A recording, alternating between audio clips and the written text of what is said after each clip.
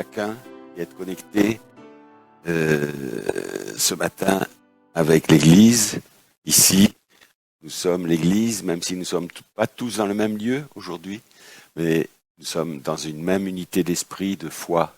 Et nous sommes là pour louer le Seigneur ce matin, pour lui donner un culte, l'adorer, le louer, nous consacrer, nous reconsacrer et entendre aussi sa voix, sa parole qui nous conduit. Nous avons besoin de l'ange qui nous conduit, c'est la promesse, et il va se manifester aujourd'hui, je crois, de tout mon cœur, qu'il a un message à donner à son épouse aujourd'hui. Avant d'aller plus loin, je voudrais que nous prions ensemble. Je vous invite chacun à votre lieu où vous êtes, à vous lever, et nous voulons adresser un mot de prière au Seigneur ce matin pour commencer ce service. Seigneur Jésus, nous sommes venus avec notre foi, avec, Seigneur, nos cœurs bien disposés, avec un cœur disposé à la louange ce matin, avec un cœur disposé à t'entendre parler. Seigneur, nous venons dans ta maison d'abord pour te louer, t'adorer, pour te rendre le culte qui t'est dû, Seigneur, de tout notre cœur. Et nous voulons élever nos voix, nous voulons élever nos cœurs, nous voulons élever nos corps tout entiers vers toi. Et Seigneur, te louer et t'adorer ce matin. Nous voulons chanter ton amour, chanter tes louanges et te remercier pour avoir gardé chacun dans ta main jusqu'à présent et pour la promesse de nous garder jusqu'au lieu que tu as préparé pour nous. Nous te remercions ce matin de bénir ce service un peu particulier, un peu dispersé humainement, mais uni dans l'esprit. Et nous voulons, Seigneur Jésus, que tu reçoives de nous, de chacun de nous, la gloire, la louange qui t'est due à toi et à toi seul, Père. Et nous nous attendons à toi aujourd'hui. Comme un dimanche ordinaire quand nous sommes dans l'église. Nous nous attendons à toi, nous attendons à ce que ton Saint-Esprit se déverse dans nos cœurs et que l'inspiration de ta parole puisse nous faire avancer plus près de toi. Je te rends grâce de ce moment ce matin et te demande de prendre le contrôle de toutes choses dans le précieux nom de Jésus-Christ. Amen.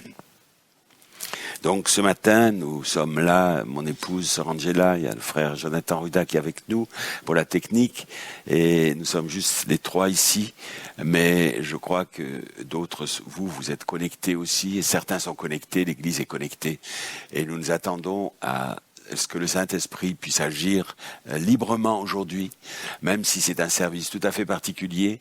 Je n'ai pas de retour, j'ai pas de feedback, je vous entends pas, mais je crois que la vie et les vagues du Saint-Esprit se répandent aussi sur vous et que cela va vous bénir aujourd'hui. Ce service est là pour bénir l'épouse et pour la conduire plus loin.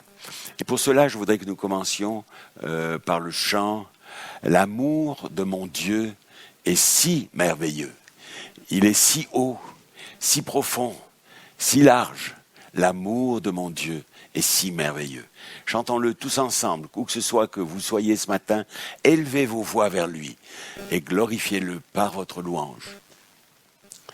L'amour de Jésus est si merveilleux, l'amour de Jésus est si merveilleux, l'amour de Jésus est si merveilleux, merveilleux amour. L'amour de Jésus est si merveilleux, est si merveilleux,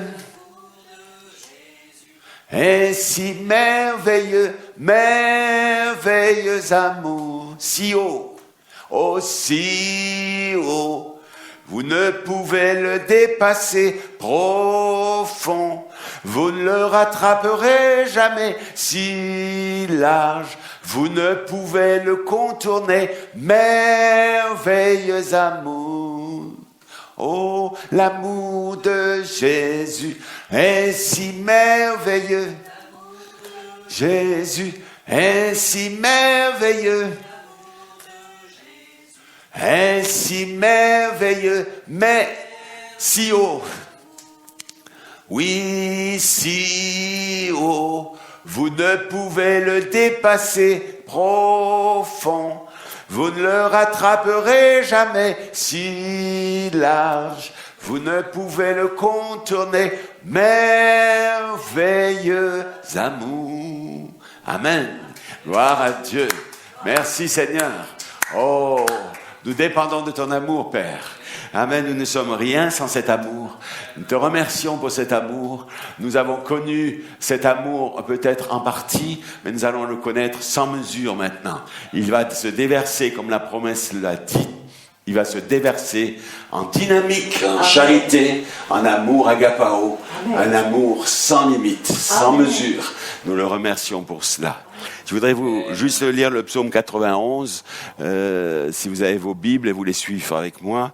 Et simplement, nous l'avons lu mercredi soir à notre service de prière, mercredi soir. Je voudrais le reprendre aujourd'hui parce que c'est un psaume très adapté à la période que nous traversons en ce moment, l'épouse et le monde. Donc nous voulons le relire et peser chaque mot qui a été écrit ici par inspiration. Et aussi, je reviendrai dans le cours du service de la prédication de la parole sur le verset 10, 11 et 12 qui sont importants aujourd'hui pour nous faire grandir aussi dans la révélation de ce que ce psaume veut vraiment dire pour nous. Et au verset 1er, psaume 91, nous lisons ainsi « Je dis à l'Éternel, mon refuge, ma forteresse, mon Dieu en qui je me confie, car c'est lui qui te délivre du filet de l'oiseleur, de la peste et de ses ravages. Il te couvrira de ses plumes et tu trouveras un refuge sous ses ailes. Sa fidélité est un bouclier et une cuirasse. Tu ne craindras ni les terreurs de la nuit, ni la flèche qui vole le jour, ni la peste qui marche dans les ténèbres, ni la contagion qui frappe en plein midi. Que 1000 tombent à tes côtés et 10 000 à ta droite, tu ne seras pas atteint, car de tes yeux seulement tu regarderas et tu verras la rétribution des méchants. Car tu es mon refuge, ô Éternel, tu fais du Très-Haut ta retraite. Verset 10. Aucun malheur ne t'arrivera, aucun fléau n'approchera de ta tente, car il ordonnera à ses anges de te garder dans toutes tes voies. Ils te porteront sur les mains, de peur que ton pied ne heurte contre une pierre. Tu marcheras sur le lion et sur la spique, tu fouleras le lionceau et le dragon. Puisqu'il m'aime, je le délivrerai, je le protégerai, puisqu'il connaît mon nom. Il m'invoquera et je lui répondrai, je serai avec lui dans la détresse, je le délivrerai, je le glorifierai, je le rassasierai de longs jours, je lui ferai voir mon salut. Amen. Oh, c'est un psaume merveilleux et qui est tellement riche et qui nous parle tellement dans des périodes d'épreuve, dans des moments difficiles que nous traversons en ce moment. Et nous devons nous en rappeler peut-être chaque matin, reprendre ce qu'il dit pour édifier et nourrir notre foi et nos forces, nos muscles, les muscles de la foi et nos forces spirituelles. Amen. Alléluia. Gloire à Dieu. Amen. Nous voulons juste dire un mot sur la prière. Je veux commencer ce culte ce matin avant de lire les Écritures et de rentrer dans quelque chose de spécifique pour aujourd'hui. Je voulais revenir un peu sur cette année de prière. Et le Seigneur nous a conduits dès le début de l'année à inaugurer cette année sur le thème de la prière. Ça sera une année de prière. Et nous ne savions pas le pourquoi ni le comment, mais c'est une inspiration qui est descendue pour nous amener dans une dimension spéciale de la prière, de l'intercession. Ça voulait dire que le Seigneur savait déjà qu'il y aurait un besoin et qu'il y aurait des besoins. Et pas seulement les besoins habituels de l'Église, mais des besoins spécifiques. Et nous y sommes aujourd'hui en plein dedans. Et ces besoins ont été... c'est ce qui nous arrive aujourd'hui, ce qui arrive aujourd'hui à ce monde a été prophétisé depuis longtemps. Simplement, nous l'avons cru, nous l'avons vu de loin, nous avons lu les prophéties, mais maintenant nous y sommes en plein dedans. Et le Seigneur nous a aussi parlé donc par la prière de combattre, et la prière est une arme, la prière c'est notre combat, et je voulais revenir et repréciser des choses sur justement notre vie de prière. Juste quelques minutes, je vais pas, c'est pas mon message de ce matin, c'est juste quelques commentaires là pour que nous puissions rentrer profondément là-dedans et avoir réellement une vie de prière efficace. Il faut que l'Église puisse avoir une vie de prière efficace. Il faut que chaque croyant puisse avoir une vie de prière efficace. C'est ce que nous désirons. Je pense que c'est ce que vous désirez. Et si vous désirez cela, dites Amen. Alléluia. Merci Seigneur. Gloire à Dieu. Donc, il y a plusieurs passages que nous aurions pu lire. J'avais préparé un message là-dessus pour un mercredi soir, mais j'ai pas eu l'occasion de l'apporter jusqu'à présent. Mais je voudrais simplement que vous rappelez ce qu'est la vie de prière. Il y a 3 sortes de dimensions dans la prière, ou 3 sortes de stages, ou de 3 étapes dans la prière, ou trois moments particuliers que chaque croyant doit traverser pour avoir une vie de prière efficace. Et le premier de ces 3 moments, c'est la prière individuelle.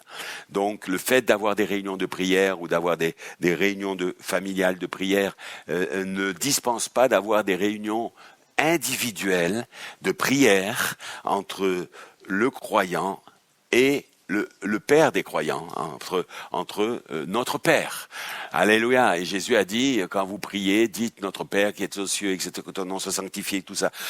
C'est la prière qu'il nous a enseignée, mais c'est aussi là que individuellement nous devons prendre un moment et prendre chaque jour un moment pour la prière efficace.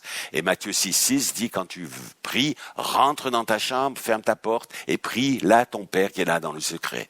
Donc on peut dire à notre Père des choses particulières qu'on ne va pas dire dans la réunion de prière d'église, ou qu'on ne va pas dire dans la réunion de prière familiale. Là, c'est vraiment une intimité avec Dieu, c'est quelque chose de particulier que nous vivons individuellement. Chaque croyant doit vivre ça, sa vie de prière, même si on vit en couple, ou dans une maison avec la famille et tout ça, mais prenons un moment pour rentrer dans un lieu de prière, fermer la porte et prier et parler à notre Père. Ça, c'est une première étape de la vie de prière. Nous voulons une prière efficace. Donc ça passe par ces 3 étapes. La deuxième étape, c'est la vie de prière familiale. Et la vie de prière familiale, elle est importante aussi. Et là, j'ai entendu, bon, maintenant avec le confinement et tout ça, c'est peut-être plus difficile, mais j'ai entendu aussi des témoignages qui me sont revenus cette semaine de frères et sœurs qui prient à distance avec le reste de leur famille qui est loin. Et que cela est une bénédiction aussi là pour la famille éloignée. Ou je prends le témoignage de mon frère Anthony qui me dit que tous les soirs il prend un moment avec sa famille qui est à Palerme, à Marsala, et qui là ils prient ensemble un moment et ça fait énormément de bien à chacun. Et le Seigneur entend ces prières et il voit les cœurs, il voit la sincérité. Vous savez, vous n'avez pas besoin de prier pendant des heures. Il me dit un quart d'heure, une demi-heure, on prie ensemble tous les soirs et ça nous fait énormément de bien. Ça, c'est aussi la vie de prière familiale. Et on peut le faire, d'autres le font aussi, peut-être qu'ils ne me l'ont pas dit, ou d'autres se réunissent dans un même lieu quand nous sommes toute la famille réunie au même endroit. Donc tout ça, ça fait partie de la vie de prière familiale. Et elle est importante et nous devons aussi vivre des moments comme cela, où on va dire, on va prier, on va intercéder pour des besoins, peut-être un peu différemment des besoins de la façon de prier que quand on est dans sa chambre et qu'on a fermé sa porte. Voyez-vous, il y a un moment pour prier individuellement, intime avec Dieu, un autre moment en famille. Et là, en famille, on s'encourage aussi dans la prière, on s'encourage à la foi, et on partage sa foi, et on prie avec le Seigneur, on prie le Seigneur avec un esprit d'intercession très fort pour les besoins que l'on connaît aujourd'hui. Et la troisième étape de la vie de prière efficace, c'est la prière dans l'Église. Et la prière dans l'Église, elle est importante. Alors on est confiné, on peut même maintenant plus être dans le même lieu, mais tant qu'on a pu le faire dans le même lieu, on le faisait. Maintenant, on ne peut plus le faire dans le même lieu, mais on peut le faire avec les moyens techniques et la possibilité Internet, Skype et tout ça, de nous réunir là et de prier ensemble pour les besoins. Alors, maintenant, dans ces réunions du mercredi, formelles ou informelles, ces réunions-là, je veux préciser quelque chose. Lundi passé, nous avons eu une réunion particulière parce que on venait d'apprendre que on savait que le confinement allait avoir lieu lundi soir dès mardi matin. Donc lundi soir, l'inspiration est descendue pour que nous ayons une réunion particulière concernant le confinement. Or, en fait, quand on écoute ce qui a été prié ce soir-là, on a prié pour toutes sortes de choses, mais on n'a pas prié pour le confinement. On n'a pas prié pour les gens qui vont souffrir dans le confinement, pour les travailleurs qui sont dans les milieux, dans les soignants et tout ça, pour tous ceux qui souffrent, tous ceux qui sont malades et tout ça. Il fallait là une réunion spécifique et l'Esprit du Seigneur nous avait inspiré pour ça, mais ça a été fait un peu différemment. Je voudrais que l'on se discipline et que la réunion de prière du mercredi, là c'était exceptionnellement un lundi, mais on l'a repris le mercredi.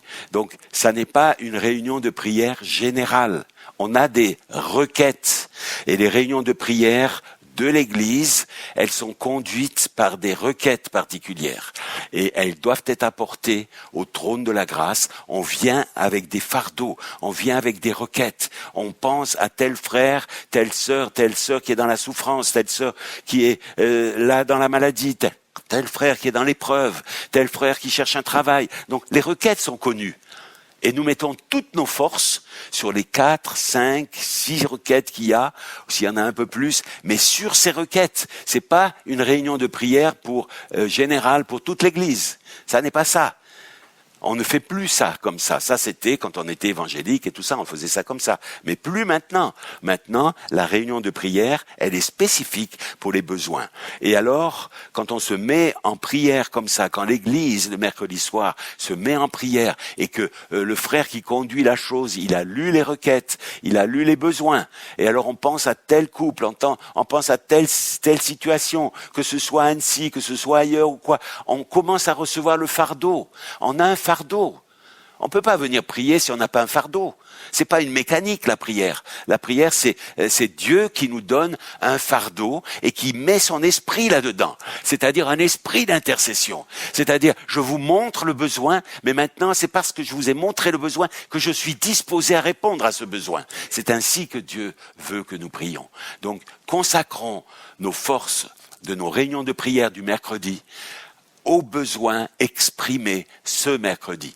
Alors peut-être que le mercredi d'avant, on a déjà prié pour un besoin, il n'a pas encore reçu de réponse. Alors reprenons ce besoin. Ça, c'est tout à fait possible. Mais soyons spécifiques. Ayons là une prière efficace. Pas une prière tous azimuts et après on ne sait plus pour qui on a prié ou quels sont les besoins. Bien sûr, nous aimons les frères et sœurs. Mais quand le frère et sœur exprime un besoin, nous sommes là pour prier, intercéder, soutenir, porter le fardeau, soutenir, un esprit de soutien, un esprit de support pour supporter et porter le fardeau de nos frères et sœurs partout où ils se trouvent. Donc je voulais juste vous dire ce matin, pour cette année de la prière, là maintenant, que nous ayons une année de prière efficace.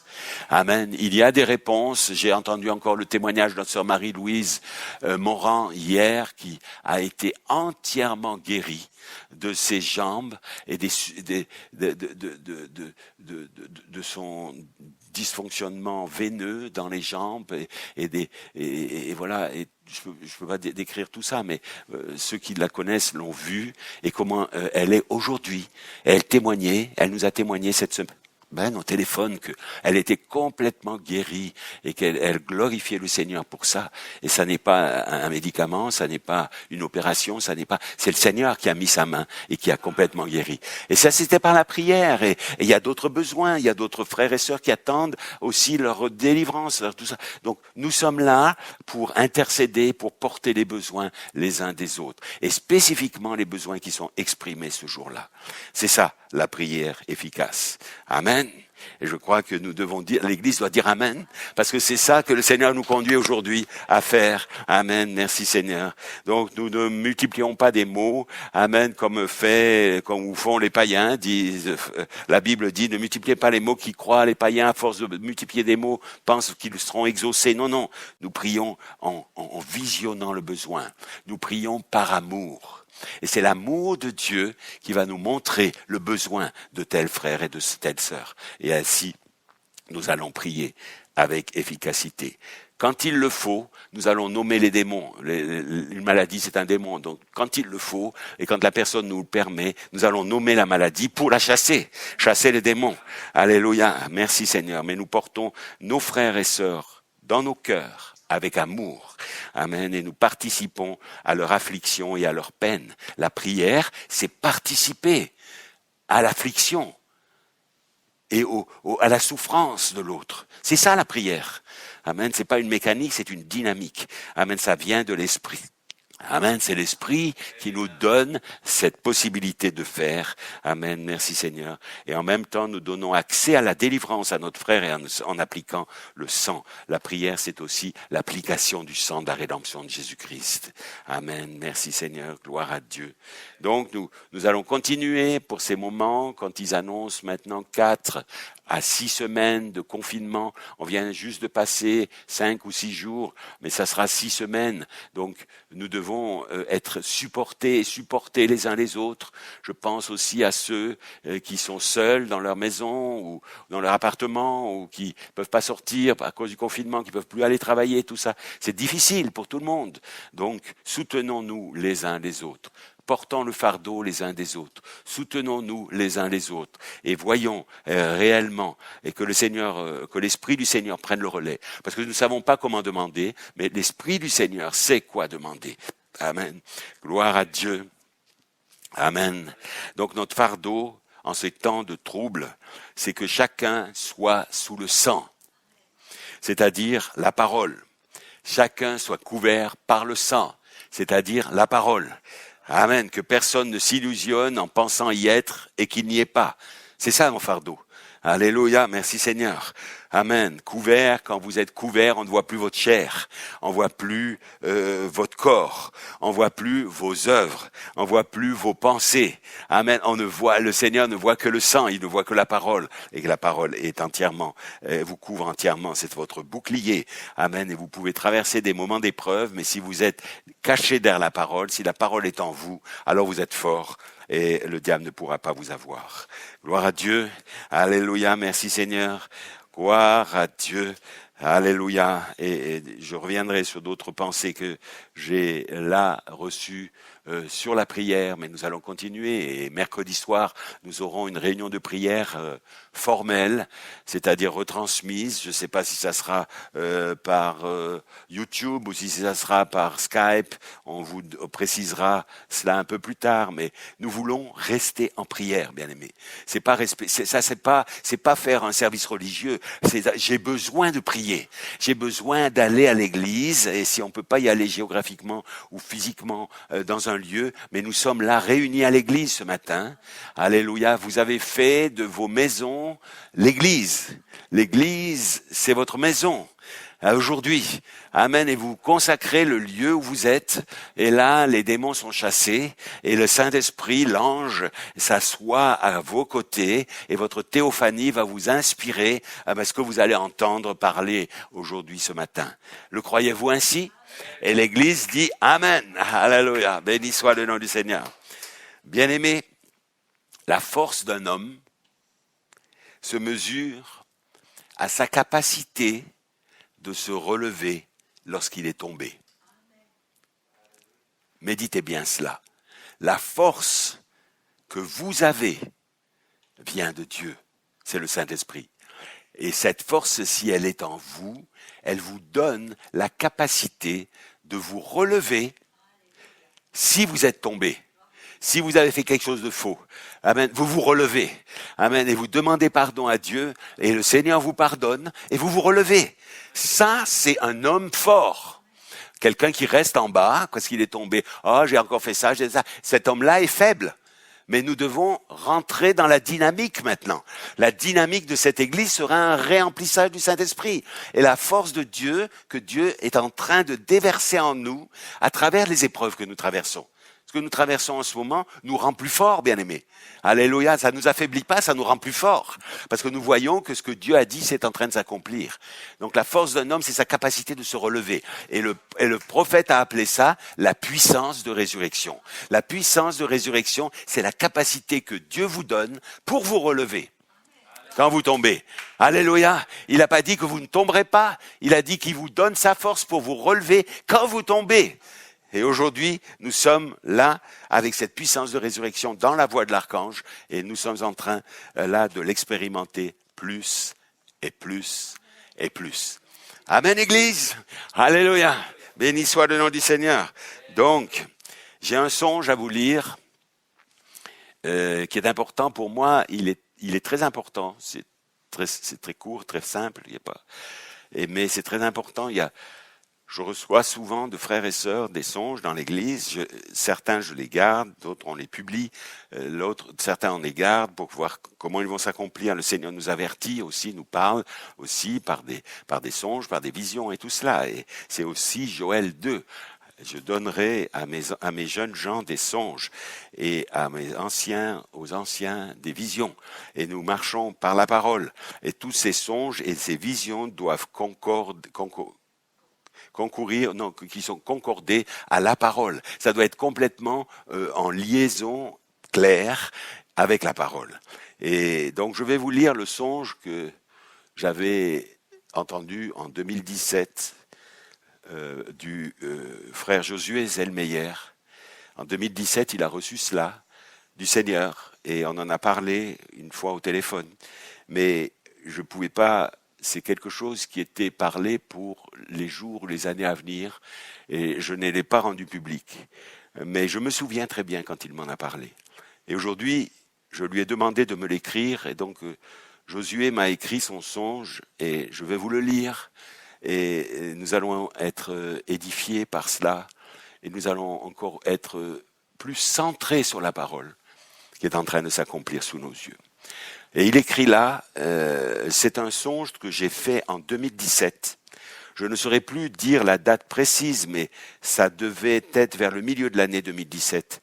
Je ne peux pas trop m'attarder sur les détails, car je ne me souviens plus très bien de tous les détails. Je sais juste que c'était en 2017, car en 2018, je me disais, maintenant, plus que 2 ans pour voir ce que ça sera, ce qui arrivera. Dans ce songe, il s'était passé tout un tas de choses dont je ne me souviens plus du détail et qui, à mon avis, ne devaient pas être si importantes que cela. Car la seule chose dont je me souviens est qu'à la toute fin de ce songe, j'ai entendu une voix me dire « 2020, 2022 ». Retiens bien ces dates, car il se passera... Donc la voix disait ça, elle donnait 2 dates, et elle dit « Retiens bien ces dates, car il se passera des événements qui ne laisseront pas le monde indifférent. » Et son songe se termine. J'ai demandé plusieurs fois au Seigneur la confirmation de ce songe et la signification de ce songe. Je vous avais même demandé aussi comment discerner si un songe vient de Dieu ou pas. Et nous en avions parlé à cette époque. C'est toujours Josué qui parle. Durant la réunion du lundi 16 mars, donc cette semaine, la semaine qui vient de s'écouler, lorsque l'on était tous en appel vidéo sur Skype et que l'on a prié ensemble, ce songe m'est revenu. Et quand il m'est revenu, j'ai compris que c'était ça et que ce fléau qui est là, il ne faut pas jouer avec. Josué dit, « Voici mon songe. Depuis 2017, j'ai gardé cela dans mon cœur jusqu'à voir ce qui se passera. » Au début, je pensais que cela avait un rapport avec le président des États-Unis ou de l'Iran. Mais non, quand je vois ces fléaux Aujourd'hui, je sais que c'est ça qui était prédestiné, qui était prévu dans le songe, qui était, oui. Et Josué dit, du coup, ce que j'ai compris du songe, c'est que pendant certes les autres années, il s'est passé des choses et tout cela, mais juste sur ces 2 dates, il se passera des événements d'une ampleur qui chambouleront le monde entier. C'est tout ce dont je me souviens du songe. Le reste, c'était plus quelque chose de personnel qui m'a parlé à moi et qui m'a fait prendre une décision. La suite de mon songe était un avertissement personnel m'invitant à changer vite de comportement, car en cette année 2017, je ne suivais pas encore Dieu. Et je ne lui avais pas donné ma vie. Et à toute fin de ce songe, après les 2 dates mentionnées, je me trouvais là avec mon frère et on voyait le monde en ruine, sans aucune forme de vie, avec une ambiance pesante de mal et de destruction tout autour. Et Josué écrit, mais cette fin-là était pour nous un avertissement, pour me dire particulièrement, si je continue sur ce chemin, c'est là que tu vas finir. Donc, je suis content depuis ce jour-là d'avoir arrêté sur ce chemin. Et on se connaît, ceux qui connaissent le témoignage de notre frère Josué, comment il s'est converti, il a donné son cœur au Seigneur, et c'était vraiment une conversion tout à fait remarquable, qui a changé complètement Josué, et je crois qu'il est sur le bon chemin maintenant. Mais le Seigneur a voulu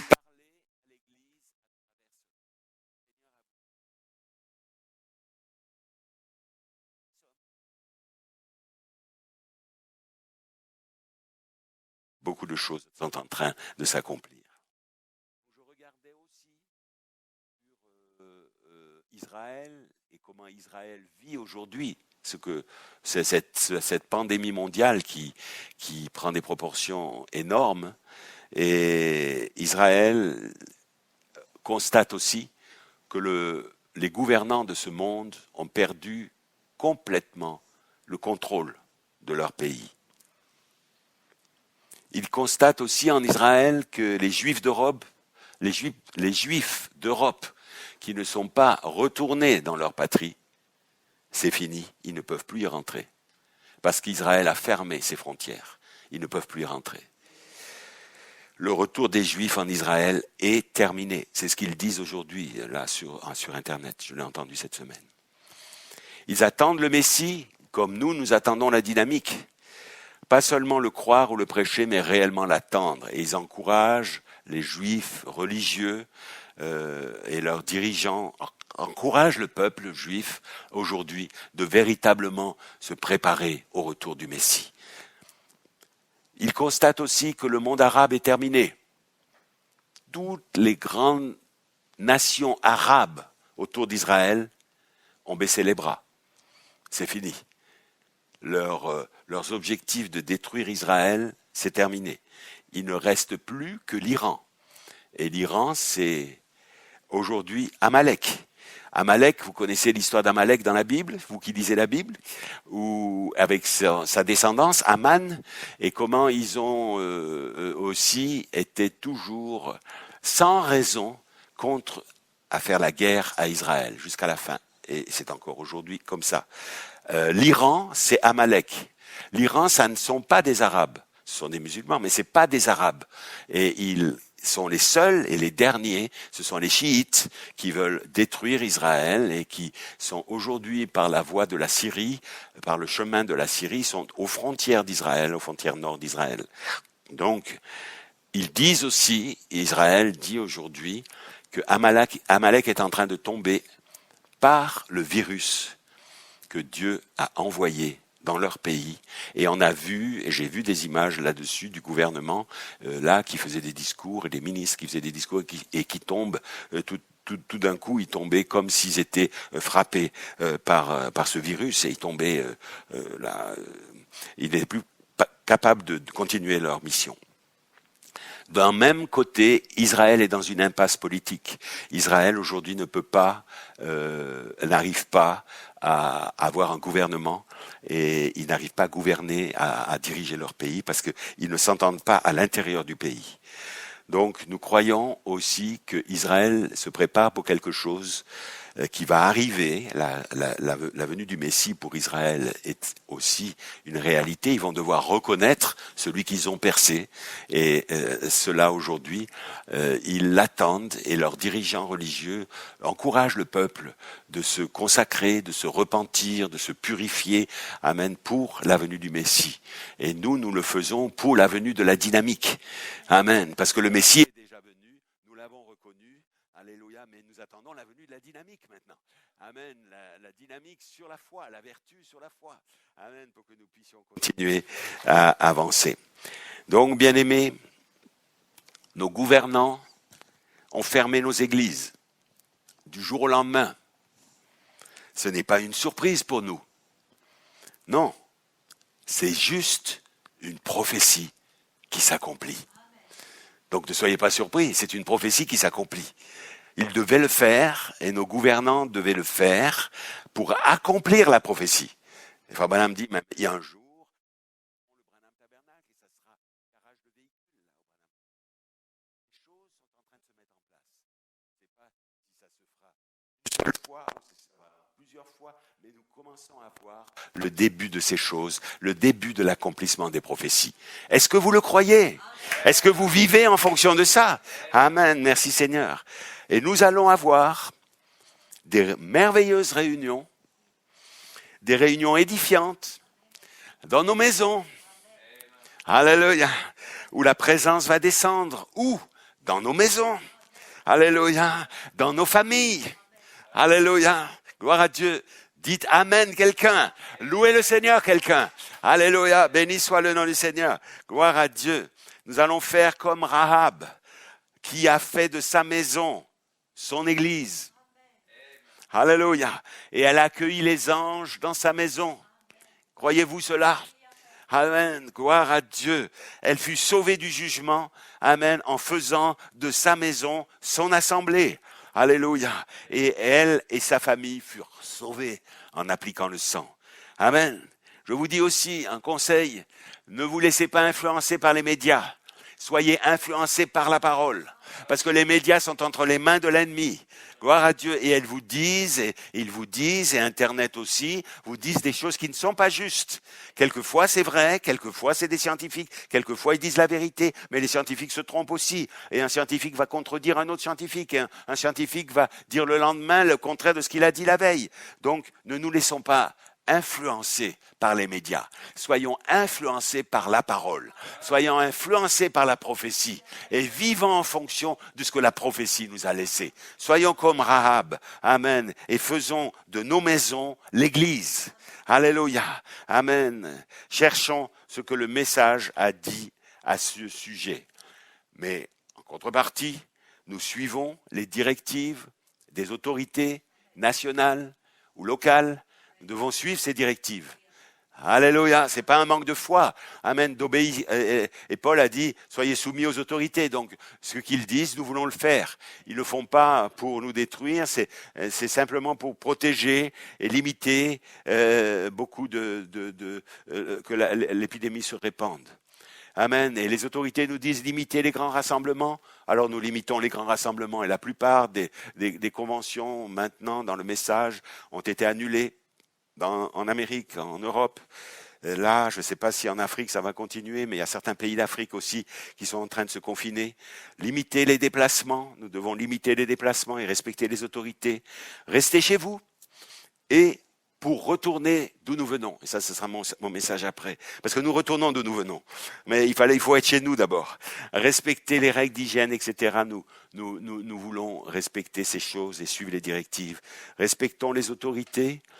Remercions les autorités, remercions les soignants, remercions l'hôpital, remercions tous ceux qui consacrent jour et nuit et des fois 24 heures sur 24 leur temps, leur force pour aider, pour soigner, pour essayer de délivrer quelqu'un.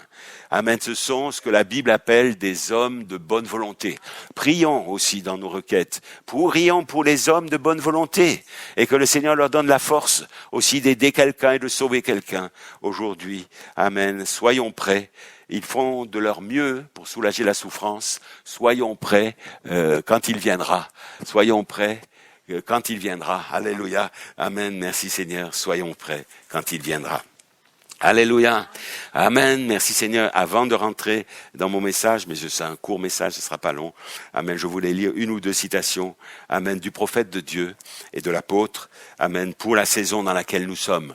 Parce que j'ai reçu aussi beaucoup de citations aussi, et les frères découvrent et nous les partagent aussi sur Pain Quotidien ou ailleurs, des citations qui concernent cette saison aujourd'hui. Amen.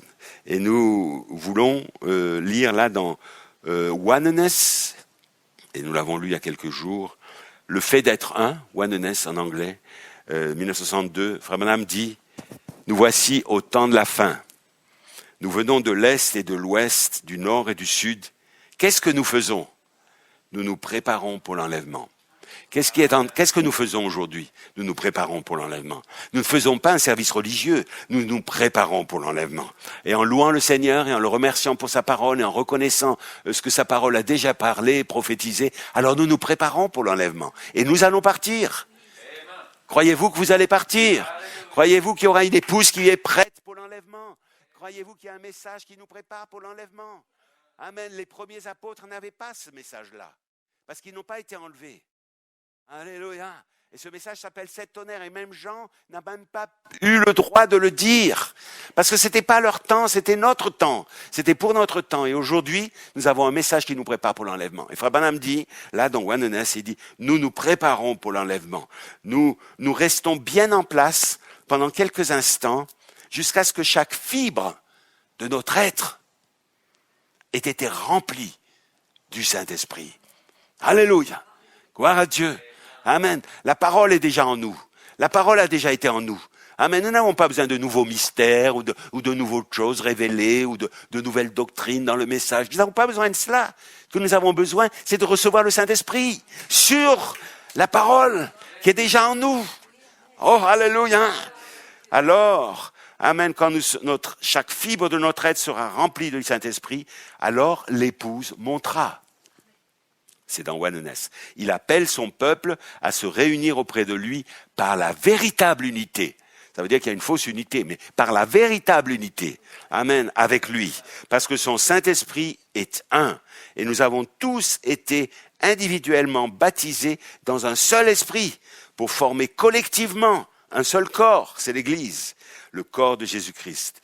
Et Jésus-Christ, qui vit dans notre chair par son esprit, œuvre au service de l'Église et fait les choses mêmes. L'Église fait les choses mêmes qu'il avait faites lui-même, ce qui est un signe, ce qui est une bannière, qui indique à ce monde que nous sommes dans les derniers jours. Nous nous préparons pour l'enlèvement. Amen. Gloire à Dieu. Merci Sœur Lindsay d'avoir envoyé cela. Amen. Maintenant, encore une. Gloire à Dieu. Dans un message de Frère Branham, acceptez la voie à laquelle Dieu a pourvu au temps de la fin.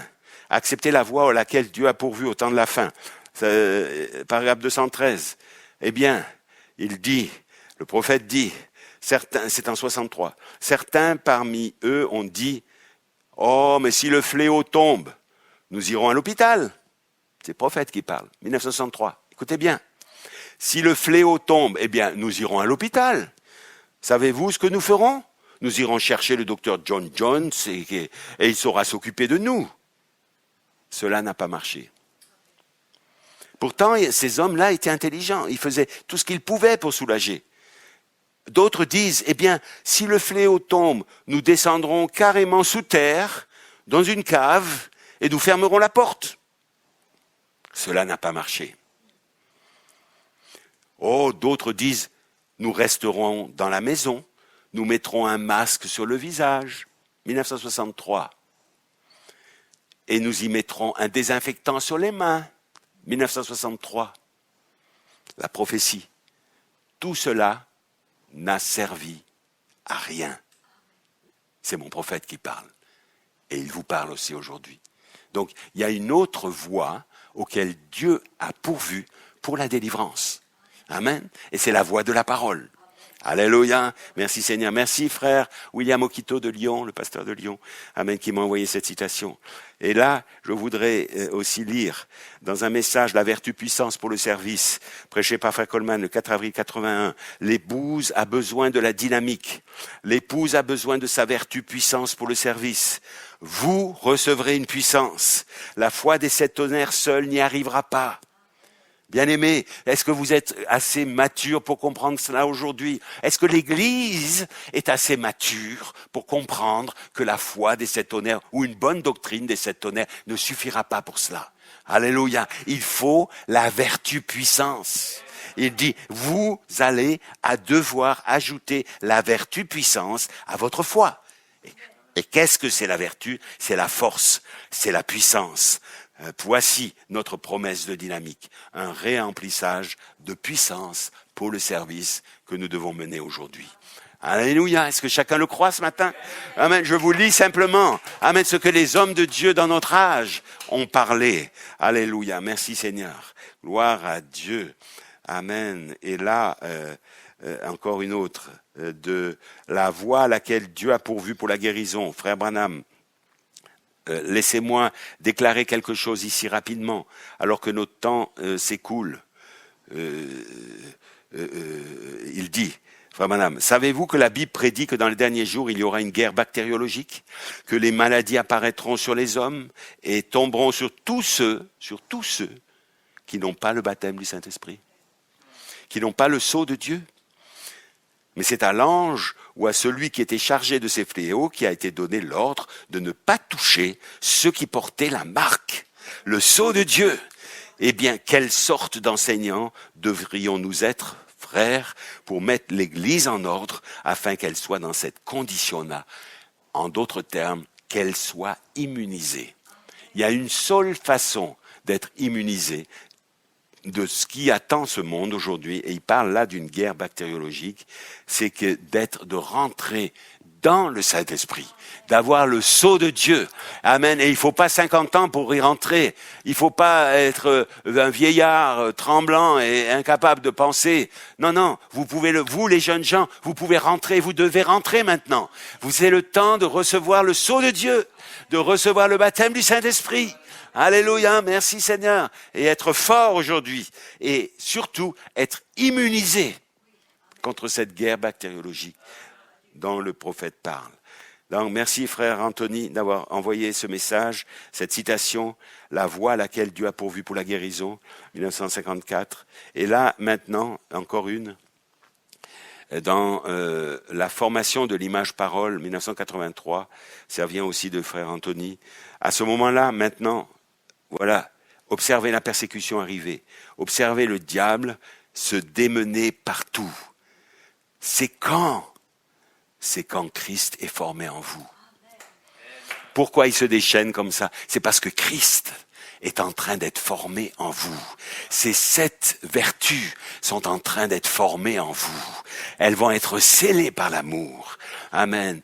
Mais, je continue la citation, ne vous inquiétez pas, Dieu aura quelque chose. L'épouse, en ce temps-là, ce qui est maintenant, sera changée de la gloire de Jacob Grace, essayant de vaincre, essayant de combattre avec ses propres forces et disant chaque jour je ne peux pas y arriver. L'épouse sera changée de la gloire de Jacob Grace. Vous vous sentez condamné parce que vous n'y arrivez pas. Vous vous sentez comme un supplanteur ou comme un trompeur. Mais maintenant, vous êtes changé de la gloire de Jacob Grace à la gloire de Joseph, la perfection. Alléluia. Qu'est-ce que cela veut dire? Il n'y a rien contre vous. Alléluia. Il n'y a rien contre Joseph. Merci frère Anthony. La formation d'image parole. Et une dernière, Josué Mvoutou de Nantes, qui m'a envoyé ça cette semaine dans le message Je sais, 1960.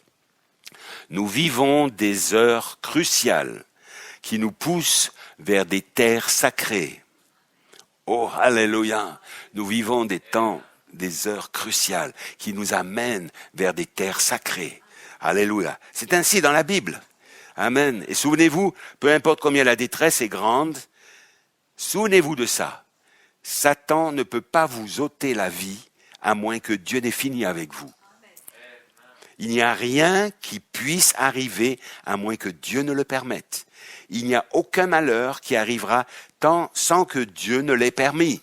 Alléluia. Il fait concourir cela à notre bien. Pensons-y. Réfléchissons. Quand le déluge s'abattit pour détruire le monde, cela ne pouvait pas détruire Noé. Oh, alléluia. Oh, gloire à Dieu. Quand le déluge est descendu sur ce monde pour le détruire, cela n'a pas détruit Noé. Cela n'a pas détruit son épouse. Cela n'a pas détruit sa famille. Cela n'a pas détruit ses enfants. Amen. Ça a détruit le monde, mais pas Noé.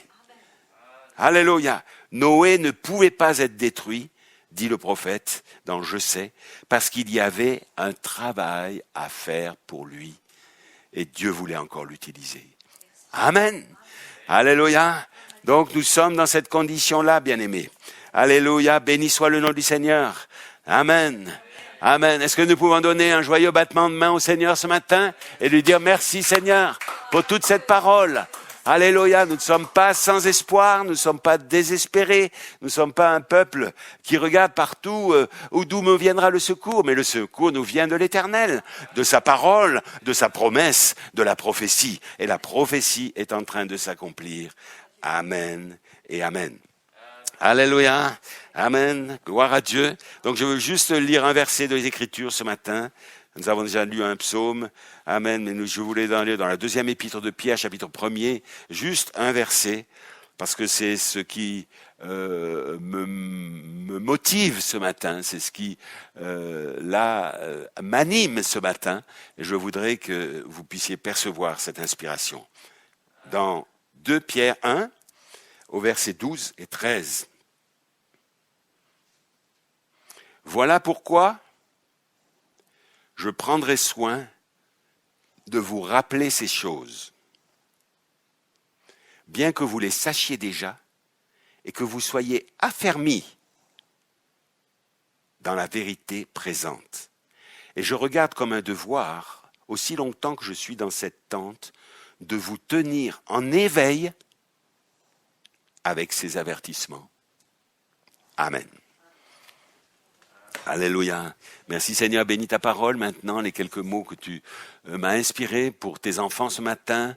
Ça ne sera pas long, mais Seigneur, si quelqu'un n'arrive pas à tout assimiler en même temps, ça sera disponible, vous pouvez le méditer dans la semaine.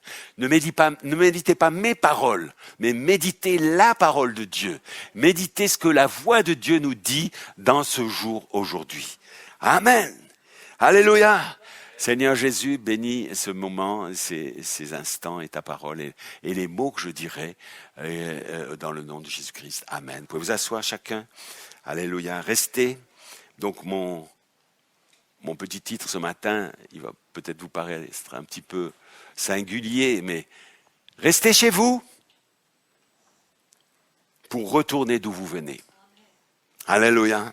Merci Seigneur. Donc nous avons un lieu prédestiné, nous avons un lieu préparé, nous avons un lieu, une demeure d'habitation. Amen, ne vous inquiétez pas, je m'en vais, mais je vais vous préparer une place. Amen, je vais vous préparer une demeure. Il y a plusieurs demeures dans la maison de mon Père, il y a plusieurs corps, alléluia, dans la maison de mon Père. Et je m'en vais vous préparer une place. Gloire à Dieu, alléluia. Donc Pierre dit qu'il ne sera pas négligent, et je ne veux pas être négligent, comme Pierre, dont nous avons lu les 2 versets 12 et 13, là. Mais Pierre dit qu'il ne sera pas négligent, mais qu'il va sans cesse rappeler les choses à l'Église, les choses qui concernent l'Église. Amen. Car vous devez être établis dans la vérité, et nous avons été établis dans la vérité. Nous avons le message. Amen. Et je ne suis pas ici pour vous apporter un autre message, comme font certains. Amen. Ils s'imaginent toujours qu'il faut amener un autre message. Il n'y a pas d'autre message. Après le message du 7e ange, il n'y a pas d'autre message. Amen. Tous les hommes de Dieu qui se sont succédés après Frère Branham ont amené le message de Frère Branham. Les véritables oints, ceux qui sont oints par la parole, par l'esprit. Amen. Ont amené le message de Frère Branham. Et d'autres ont amené d'autres messages. C'était leur propre message, c'était leur propre pensée. Moi, humblement, ce matin, je veux vous dire, je ne suis pas là pour vous amener un autre message. Alléluia. Un nouveau message. Non, non, non. Amen. Ou ma propre interprétation du message du prophète. Je ne suis pas là pour ça. Je ne perds pas mon temps avec ça. Alléluia. Je n'ai pas le temps déjà, dans le temps qui m'est imparti, amen, de méditer toutes les citations. Mais quand il y a une citation qui tombe ou quelque chose qui vient, alléluia, ça m'enrichit tellement, bien-aimé, que je voudrais toujours, tout de suite, aller à l'église et vous le prêcher tout de suite. Mais c'est des fois 4 heures du matin et vous n'y êtes pas, ou des fois c'est 6 heures de l'après-midi, vous n'y êtes pas, ou vous êtes à votre travail et tout ça. Je peux pas le faire. Alors je note des notes, parce que j'ai peur que ça s'en aille. Mais c'est ce que je veux faire ce matin avec vous. Ce que je veux faire ce matin avec l'Église, c'est que vous puissiez être bénéficiaires de l'inspiration que le Seigneur donne aujourd'hui. Amen. Nous n'avons pas besoin d'un autre message. Nous n'avons pas besoin d'un nouveau message. Nous n'avons pas besoin, amen, d'une interprétation d'un serviteur de Dieu, du message, du prophète. Là, il a voulu dire ça, là, il a voulu dire ça et tout ça. Non, non, nous n'avons pas besoin de cela. Amen. Ou de mes propres idées, mais pour vous apporter, je suis là ce matin pour vous apporter le message que vous avez déjà. Alléluia. Amen. Et comme c'est la parole de Dieu, elle est infinie.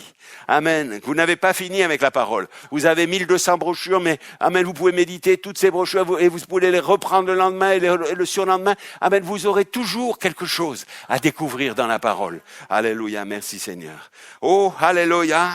Je suis ici pour vous réveiller, bien-aimés. Comme dit Pierre, pour vous garder en éveil par des avertissements. Amen. Par des exhortations. Amen. Par savoir comment mener une réunion de prière. Par quelque chose de particulier. Je suis là pour ça. Je sais pourquoi je suis là. Sinon, le Seigneur m'aurait déjà emmené. Amen. Alors que le diable a essayé plusieurs fois, amen, par des attaques sauvages ou des maladies ou des choses comme ça. Il a essayé de me détruire. Mais je dis, Seigneur, si je dois rentrer à la maison, je suis heureux. Mais le Seigneur ne m'a pas emmené. Donc c'est que j'ai encore quelque chose à faire. Noé avait quelque chose à faire. Dieu ne pouvait pas détruire Noé tant qu'il n'avait pas fini de faire ce qu'il avait à faire. Dieu ne pouvait pas détruire Moïse tant qu'il n'avait pas fini de faire ce qu'il avait à faire. Et Josué, et Gédéon, et David, et tous ces hommes de Dieu. Donc il y a un temps pour cela, bien-aimés. Et nous sommes ici pour ça. Bien-aimés, la parole est toujours la parole. La parole, c'est toujours la même parole. Amen. Nous ne la changeons pas. Amen. Mais chaque homme de Dieu vient avec un don différent. Alléluia. Amen. Il le prêche d'une façon différente. Mais les véritables oints de Dieu, amen, ils ont un don différent, mais ils apportent la même parole. Ils apportent pas leurs idées ou leur conception des choses de Dieu. Alléluia. Et je suis ici pour vous apporter la même parole. Je suis ici pour avoir communion avec vous dans la parole. Alléluia. Amen. Le lieu de communion, c'est la parole. Amen. Nous sommes ensemble et nous serons ensemble pour l'éternité et nous allons être ensemble pour l'éternité. Amen. Et je serai avec vous et nous parlerons de toutes ces choses pendant 1000 ans, le millénium et ensuite l'éternité. Gloire à Dieu. Alléluia. Béni soit le Dieu, le Seigneur. Gloire à Dieu. Dans Éphésiens 1, Frère Branham dit, dans l'absolu, il dit, Dieu nous a donné toutes sortes de bénédictions dans les lieux célestes. Éphésiens chapitre 1er. Mais ce dont nous avons besoin, c'est d'un homme avec un absolu. Alléluia. Pas mélangé, pas mixé, mais avec un homme lié à la parole. Et c'est ce que je veux humblement demeurer, lié avec la parole. Peu importe ce qui se passe, je veux rester lié avec la parole, qui amène cette assemblée dans une certaine atmosphère, dit le prophète, c'est dans l'absolu, qui amène l'Église dans une certaine atmosphère. Un homme qui est lié à la parole, il va obligatoirement amener l'Église dans une certaine atmosphère. Alléluia, où cette parole sera manifestée. Alléluia. Le croyez-vous, bien-aimés? Le croyez-vous, frères et sœurs? Alléluia, c'est pour vous. Amen.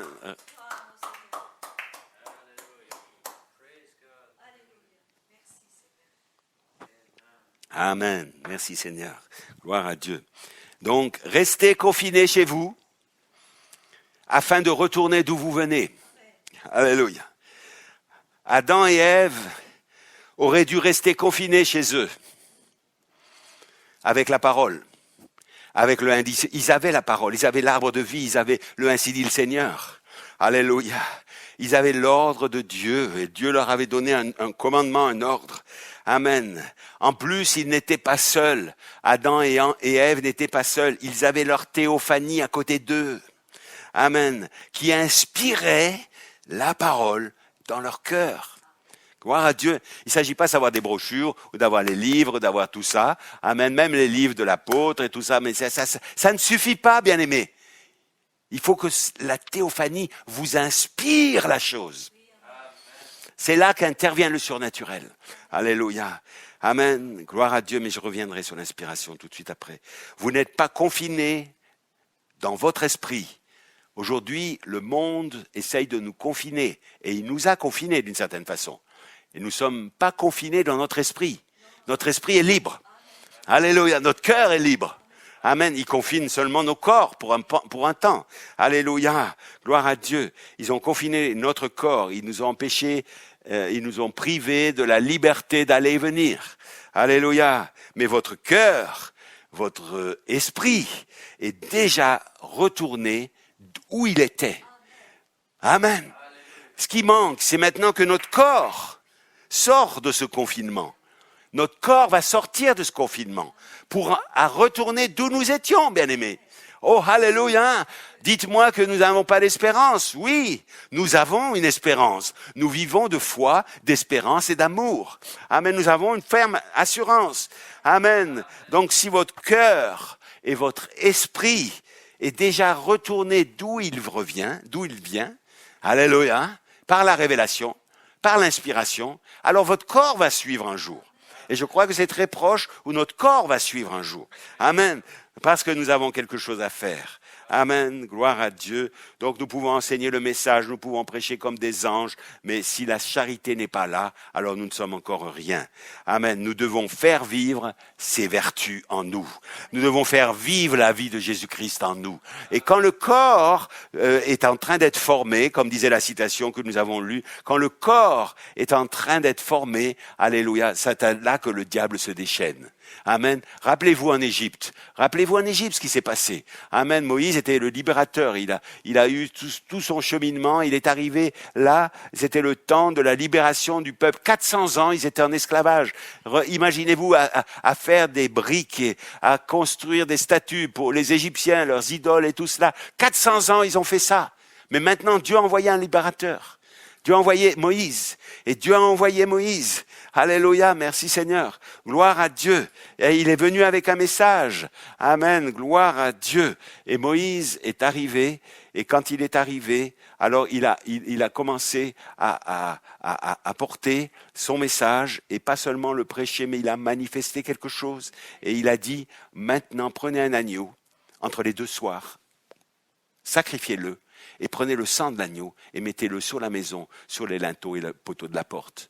Alors, gloire à Dieu, alors le sang était appliqué sur les maisons.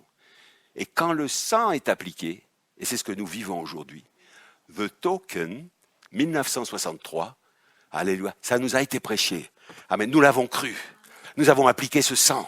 Et le prophète dit, le sang, c'est la parole. Nous avons appliqué la parole. Il dit, le sang, le token, c'est la vie littérale de Jésus-Christ. Nous avons appliqué la vie littérale de Jésus-Christ. Le sang est appliqué. Est-ce que le sang est appliqué, Église? Est-ce que vous appliquez le sang? Alléluia. Alors, si le sang est appliqué, c'est là que l'ange de la mort arrive. Et ce que nous vivons aujourd'hui, amen, les deux événements sont simultanés. Quand Moïse, allait faire sortir le peuple, amen, de son esclavage et le faire sortir pour aller sur la montagne adorer Dieu, quand il l'a fait là, il a appliqué le sang, alors l'ange de la mort est descendu, pas sur le peuple, parce qu'il ne pouvait pas toucher les enfants d'Israël, parce que les enfants d'Israël, elle était sous le sang. Les enfants d'Israël étaient sous la parole. Ils ne pouvaient pas les toucher. Mais en même temps, ces deux éléments sont là parfaitement simultanés. Et ce que nous voyons aujourd'hui, amen, ce qui se déchaîne aujourd'hui, et si vous voyez qu'il y a, juste dans la journée d'hier, 800 morts du coronavirus en Italie, 500 morts le jour d'avant, 500 morts le jour d'avant. Et voyez-vous, et ça c'est en Italie, mais ça risque d'arriver chez nous. Donc, voyez-vous, l'ange de la mort est en train de descendre. Mais je prie, et notre réunion de prière, et je m'attendais que lundi soir, la réunion de prière soit sous cette forme-là, c'est de dire, prions pour ceux qui ne sont pas sous le sang. Nous avons tous des membres de nos familles qui ne sont pas encore sous le sang. Mais par notre foi, nous appliquons le sang sur eux. Alors ça les garde, ça les garde, ça les garde. Mais ils vont devoir un jour appliquer le sang pour eux-mêmes. Ils vont devoir faire une démarche pour eux-mêmes. Ils vont devoir rentrer là-dedans et rentrer dans la ville de refuge et être protégés de l'ange de la mort. Parce que l'ange de la mort va descendre. Nous ne le craignons pas. Alléluia, même s'il envoie n'importe quel signe sur nous, tu crois que tu es malade et vous croyez que c'est malade. Non, rejetons cela. J'ai mis hier soir une magnifique citation qui m'a été donnée par notre sœur Danielle du Lot-et-Garonne de Frère Branham sur le fait que nous ne devons pas accepter quoi que ce soit, n'importe quel colis que le diable nous envoie. Et Frère Branham dit, moi je connaissais pas cette citation dans Un second miracle, c'est en 1951 je crois. Frère Branham dit, vous l'avez peut-être lu, certains dans Pain quotidien, je l'ai traduit et je l'ai mis dans Pain quotidien après. Frère Branham dit, voyez-vous, si le facteur venait, si l'Express, la DHL ou autre chose, il venait avec un colis et vous dit, sonne à la porte et vous dit, j'ai un colis pour vous, madame. Ah, j'ai un colis pour moi. Mais qu'est-ce que c'est ce colis? Mais il y a votre nom dessus. Je ne sais pas ce qu'il y a dans le colis, mais il y a votre nom dessus, donc c'est à vous. Signez-moi le reçu. Signez-moi le reçu. Alors, la dame, elle dit, mais j'attendais rien. Qu'est-ce qui arrive? Qu'est-ce qui arrive?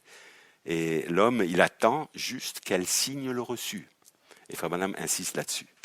Et il dit, si ce colis contient des serpents et qu'il y a votre nom dessus, et que l'homme de DHL, là, il essaye de vous donner ce colis, vous n'allez pas signer l'accusé de réception. Ne signez surtout pas l'accusé de réception. Et c'est ainsi le diable fait avec nous. Frère Branham dit, c'est ainsi. Il vous envoie une maladie, et vous signez l'accusé de réception. Il vous envoie une douleur, et vous signez l'accusé de réception. Il vous envoie une pandémie, et vous signez. Non, ne signez pas l'accusé de réception. Je refuse cela.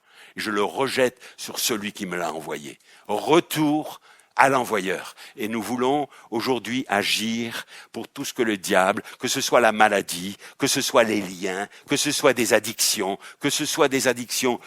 psychologiques ou physiques ou chimiques ou autre chose, quoi que ce soit que le diable essaye d'envoyer. Et il a beaucoup d'armes qu'il peut nous envoyer, quel que soit le serpent qu'il essaye de nous envoyer. Nous ne signons pas l'accusé de réception. Quand cela a commencé à arriver, quand vous voyez que le livreur veut vous livrer la chose, dites, non, je ne signerai pas l'accusé de réception. Je veux le retourner à l'envoyeur. Et vous envoyez cela à l'envoyeur. Vous pouvez lire toute la citation sur Pain quotidien d'hier soir. Donc, bien-aimés, soyez édifiés, soyez confortés, soyez forts. Vous devez prendre votre force de la parole. Alléluia, béni soit le nom du Seigneur. Adam et Ève, ils devaient rester cachés dans leur lieu où ils vivaient. Ils devaient être restés cachés dans la parole, derrière la parole. Alléluia, le diable n'aurait jamais pu les avoir. Amen, ils auraient dû rester cachés avec le « ainsi dit le Seigneur ». Le diable n'aurait jamais pu les avoir. Ils auraient dû rester cachés avec le « ainsi ». Il est écrit, amen, et le diable n'aurait pas pu les avoir. Alléluia, mais parce que Ève a raisonné, elle avait une puissance. Ève avait une puissance, c'est une puissance de raisonnement, une puissance d'imagination. Elle a commencé à s'imaginer, à raisonner, tout ça. Alors, ça a combattu la parole de Dieu. Et alors, elle est sortie de derrière sa cachette de la parole. Et alors, le diable l'a détruite et a détruit l'humanité avec. Mais Jésus est venu restaurer le « il est écrit ». Et Jésus, dans le désert, amen, il est passé par la même condition qu'Adam et Ève. Amen, le diable est venu contre lui. Et c'est là que je voulais revenir sur le psaume 91. Ne nous trompons pas. Alléluia. Amen. Béni soit le nom du Seigneur. Je m'adresse à des chrétiens qui sont matures aujourd'hui. Je m'adresse à des frères et sœurs qui connaissent la parole. Amen. Voulez-vous entendre quelque chose que peut-être que vous n'avez jamais entendu sous cette forme-là? C'est pas une nouvelle doctrine. Hein. C'est simplement une inspiration pour la saison aujourd'hui. Amen. Parce que j'entends, je vois, je corresponds aussi. Il y a beaucoup de choses qui sont encore très fragiles dans les révélations, soi-disant révélations du peuple de Dieu. Donc je voudrais vous dire quelque chose ce matin que j'ai reçu très fortement cette semaine quand j'ai médité le psaume 91 et nous l'avons lu tout à l'heure ensemble. Mais je vais essayer de vous le rendre simple. Et nous avons lu le psaume 91 et les versets 10 et 11. Aucun malheur ne t'arrivera. Amen. Aucun fléau n'approchera de ta tente, car il ordonnera à ses anges de te garder dans toutes ses voies. Ils te porteront sur les mains de peur que ton pied ne heurte contre une pierre. Amen. Alléluia. Ça, c'est le psaume 91, versets 10 et 11. Est-ce que c'est la parole de Dieu? Amen. C'est la parole de Dieu. C'est la parole écrite. N'importe qui peut le prendre. N'importe qui peut citer ça.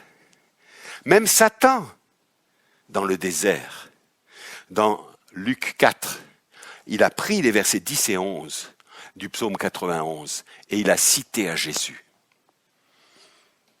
Est-ce que Jésus dit, Jésus aurait dû dire, s'il était l'un comme l'un d'entre nous, il aurait dit, si Jésus avait été comme beaucoup de chrétiens, il aurait dit, c'est la parole, je vais prendre ma concordance, je vais voir si vraiment c'est écrit comme ça dans les Écritures. Alors Satan, il a sûrement raison, je vais monter au sommet du temple et je vais jeter en bas. Parce que la parole dit là que ça se produit. Non, Jésus n'était pas comme ça. Jésus était un homme inspiré. L'Esprit de Dieu l'inspirait. L'Esprit de Dieu inspirait la parole qu'il entendait. Alléluia. Donc, citer la parole, citer une citation, ça ne suffit pas. Il faut que ce soit fait dans l'inspiration. Amen. Et je veux vous rendre fort, bien-aimés. Quand vous entendez tel ministère, tel frère ou telle sœur, je prêche pas contre l'un ou contre l'autre. Je ne mets aucun nom là-dedans. Mais je veux vous rendre fort, bien-aimés. Je veux que vous sachiez, quand vous entendez la parole, que cette parole doit être inspirée. C'est-à-dire que le souffle de Dieu doit être sur la parole. Ça ne suffit pas d'avoir la parole écrite. Ça ne suffit pas de lire une citation. Ça ne suffit pas de lire une citation de frère Branham. Ça ne suffit pas de lire une citation de frère Coleman. Ça ne suffit pas de dire quelque chose qui est dans la parole. Ça ne suffit pas. Il faut que cela vous soit inspiré. Et que vous sachiez, là, dans le moment où vous entendez ça, quoi faire avec la parole. Dans la parole parlée à la semence originale, à la fin, il dit, voici ce que j'essaye de vous dire. Il dit, l'épouse, elle va savoir quoi faire avec la parole. L'épouse a la parole en elle, mais maintenant l'esprit descend pour lui montrer quoi faire avec la parole. Et dans la page 306 aussi, vous savez la manifestation de la page 306, amen, c'est-à-dire savoir comment manier la parole. Alléluia! Sinon, on vous séduit avec la parole. Sinon, on vous amène dans votre ruine. Dans ce message, on vous amène à la ruine en citant des citations de la parole.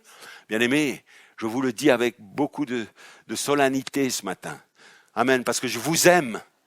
J'entends, mais il a dit ça, l'autre il a dit ça, alors j'écoute tout le monde a des bonnes citations, tout le monde est bien, par amour, j'aime tout le monde parce que par amour j'aime tout le monde. Moi, j'ai l'amour en moi, mais quel est cet amour? Il y a différents types d'amour, mais moi je veux l'amour agapao. Moi ce que je veux c'est l'amour agapao. Et l'amour agapao ne vient que sur la parole. L'amour agapao n'inspire que la parole. Amen, c'est une inspiration de la parole. Si je peux avoir tous les mystères, je peux avoir tout ça, mais si je n'ai pas l'inspiration de la parole, si je n'ai pas la parole, je ne suis rien. Alléluia. Si je n'ai pas la plénitude de la parole inspirée à mon cœur. Alléluia. Je voulais vous dire ça ce matin.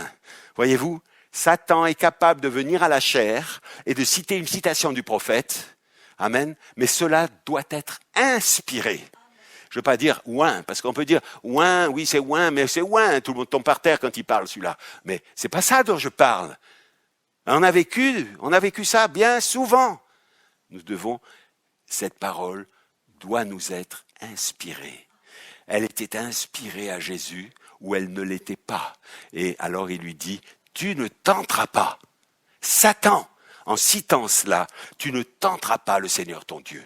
Et il a rejeté Satan. Et Satan était tellement furieux qu'il est parti et qu'il a dit « j'attends un moment plus favorable ». Et il est allé à la croix, quand il était suspendu à la croix pour essayer de le tenter encore une fois, Jésus. Mais Satan était comme ça, amen, et nous sommes comme ça. Nous sommes inspiré par la parole. L'inspiration, c'est le souffle de Dieu sur la parole écrite. Alors la parole écrite ne reste pas une parole écrite, elle devient vivante, elle devient vie. Amen. Elle est vivifiée par le souffle de Dieu. Recevez le Saint-Esprit pour être mes témoins. Amen, sur toute la terre. Recevez le Saint-Esprit pour partir dans l'enlèvement. Recevez le 7e sceau pour partir dans l'enlèvement. C'est ça, bien-aimés. Nous y sommes aujourd'hui. Amen, nous nous préparons pour ça.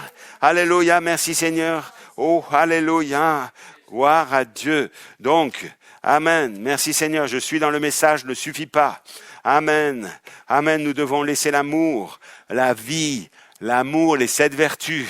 Amen, prendre le contrôle. Amen, vous pouvez dire, je suis dans le message, mais seule la vie que vous vivrez montre si vous êtes dans le message. C'est pas les citations que vous citez à la chair qui montrent que vous êtes dans le message. C'est la vie que vous vivez. Amen, gloire à Dieu. C'est les 7 vertus que vous vivez qui montrent cela. Alléluia, merci Seigneur, si vous êtes dans le message ou pas. Amen, laissez-moi voir les 7 vertus, alors je saurai vraiment si vous êtes dans le message aujourd'hui. Amen, amen, gloire à Dieu. Encore une autre chose. Parce que nous sommes, j'ai pas l'occasion de prêcher souvent, alors j'ai beaucoup de choses à vous dire. Amen, mais il y a encore un peu de temps. Je veux lire une citation ici de Frère Coleman en 81. Amen. Revêtez l'armure du 4-4-81. Il dit, et je vais rajouter des commentaires là-dessus, mais dans le sens de ce qu'il dit. Il dit, ce n'est pas la parole écrite seulement, c'est par la vérité spirituellement révélée. Et quand je parle d'inspiration, c'est vraiment que la vérité vous est spirituellement révélée, accessible. Donc c'est accessible pour vous. Alléluia. Amen. Cela doit être une expérience que quelque chose vous est arrivé. Comme Pierre, Dieu se révèle lui-même à vous et à l'individu, individuellement. Et quand Dieu se révèle lui-même à vous et vient dans votre âme, vous devenez la déité à l'intérieur. Amen. Dieu, la déité, la divinité à l'intérieur. Amen. Dieu voilé, la déité dans des êtres humains. Amen. Voilà pourquoi le diable tremble, il ne supporte plus d'être ici, parce que Dieu est ici. Amen. Gloire à Dieu. Qu'est-ce que c'est? Dieu se rend toujours présent dans sa propre armée, amen, qui a revêtu la pleine armure, c'est-à-dire le véritable baptême du Saint-Esprit. Il est avec nous, il est en nous, voilà l'armure, la parole, il est le Saint-Esprit, et le Saint-Esprit est en nous, qui est la parole rendant la promesse manifeste. Amen. L'Esprit vivifie la parole. Voilà, fin de citation. Fin de citation. Amen. Je veux faire une étape avec vous encore ce matin. Je veux partager. Parce qu'il ne reste plus beaucoup de temps. Donc ça, chacun doit le comprendre. Et si quelqu'un s'est écarté de ça, il doit comprendre qu'il faut qu'il revienne à ça. Le diable a toujours essayé. Écoutez-moi bien. C'est profond. Mais vous êtes profond. Il y a en vous une profondeur pour recevoir la profondeur. Le diable a toujours essayé, avec Jésus, de lui donner la puissance sans passer par le calvaire. Et vous vous rappelez dans Luc 4, toujours les 3 attaques sauvages, Amen, il lui a dit, si tu m'adores, je te donnerai tous les royaumes de la terre. Et tout ça. Il a toujours essayé, le diable a toujours essayé de donner la puissance à Jésus sur ce monde, sans passer par Golgotha. Mais il n'y est pas arrivé, parce que Jésus avait les 7 vertus. Il était les 7 vertus. Il était l'amour, il était la charité, il savait tout ça. Il était la parole avec l'amour. Alléluia, merci Seigneur. Mais aujourd'hui, 2020, le diable fait la même chose. Il essaye de nous faire arriver au Saint-Esprit sans passer par les 7 vertus. Maintenant, écoutez-moi bien. Ce que je vous ai lu. Amen. Quand Dieu se révèle à vous et vient dans votre âme, vous devenez la déité à l'intérieur.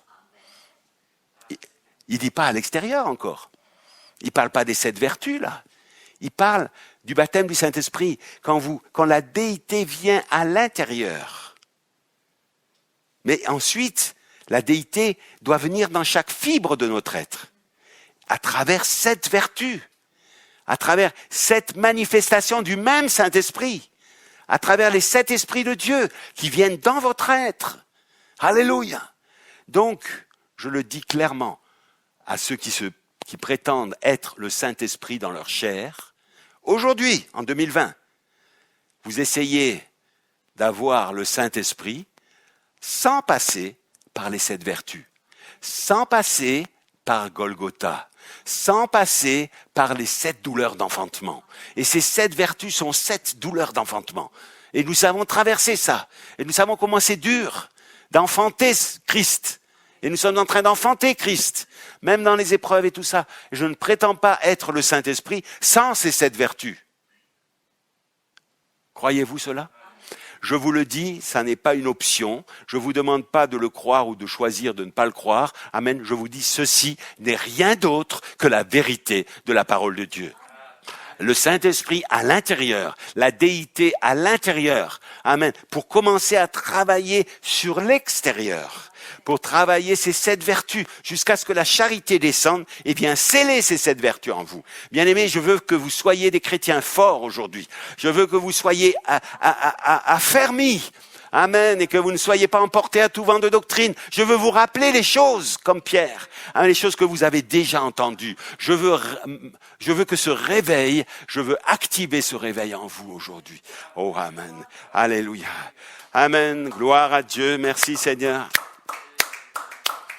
Donc jamais personne ne sera le Saint-Esprit s'il n'a pas les 7 vertus.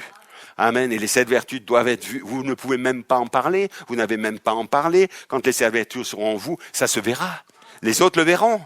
Alléluia. Merci Seigneur. Quand vous serez adoptés, les autres le verront. Amen. Donc mercredi soir, à partir de mercredi soir et les mercredis de formel, des réunions de prière formelles, nous allons commencer à étudier avec le prophète la série sur l'adoption.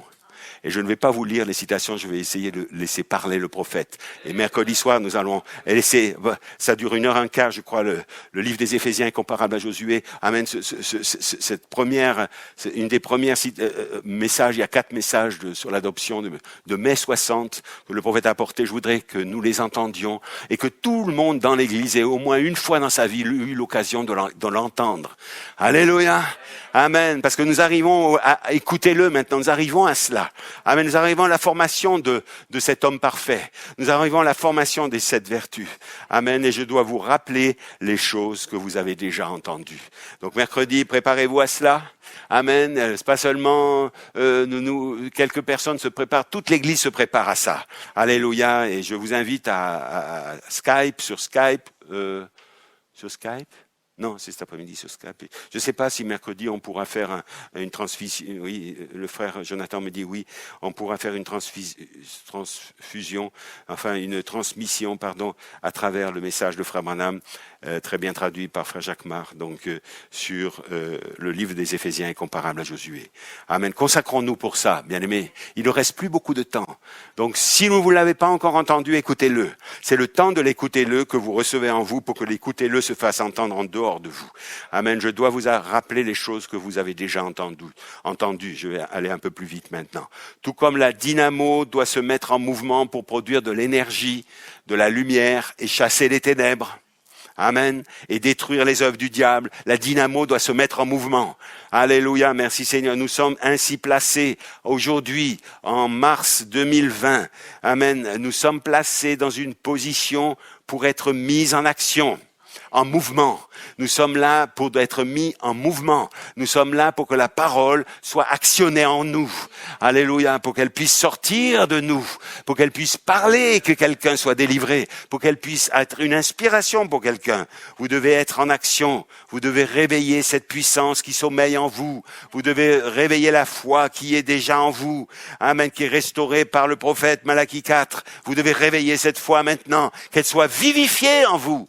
Que Dieu bénisse bénisse nos frères aussi en Italie. Il est en train de traduire, notre frère. Je crois qu'il avait l'intention en tout cas de traduire ce matin ce message pour sa famille là-bas et pour les frères en Italie. Alléluia, merci Seigneur. Donc que le Seigneur bénisse notre frère Anthony et le oigne aussi avec les paroles et les mots justes et qu'il puisse comprendre. Alléluia, et que ça bénisse aussi nos bien-aimés là-bas. Amen, la foi. Vous devez réveiller la foi qui est déjà en vous.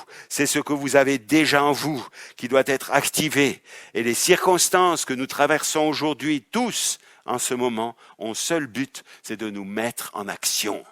Alléluia. Pas pour que nous continuions à dormir, mais pour que nous soyons réveillés. Et Pierre a dit, je n'aurai de cesse que de vous garder en éveil. Par des avertissements, par des exhortations. Amen. Nous mettre en action, nous tenir debout et marcher. Amen. La dynamique, c'est le mouvement de la mécanique. La dynamique produit la force de la vie chrétienne. Amen. C'est une puissance de résurrection. Alléluia. Merci Seigneur. Quelque chose que vous ne soupçonnez même pas et qui est déjà en vous. Amen, par la parole que vous avez crue toutes ces années. Alléluia. Les 7 vertus de 2 Pierre 1, 4 à 7 sont en ce moment en train de mettre la mécanique en action. Amen, pour que vous partiez. Amen, et que la parole, pour que vous sortiez et que la parole se produise. Je ne me demande pas comment cela va se produire. Je sais que ça va se produire parce que c'est déjà une parole parlée. Je le crois et je me prépare à chaque moment pour que la chose s'accomplisse et je me sanctifie pour ça. Bien sûr, nous arrivons et nous sommes arrivés, je ne dis pas que nous allons y arriver, je dis nous y sommes. Nous sommes arrivés dans des jours difficiles.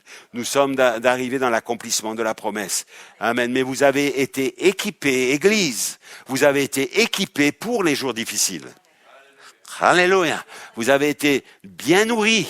Amen. Avec des protéines, des vitamines et tous les oligo-éléments et toute la substance qu'il faut pour tenir ferme dans les jours difficiles.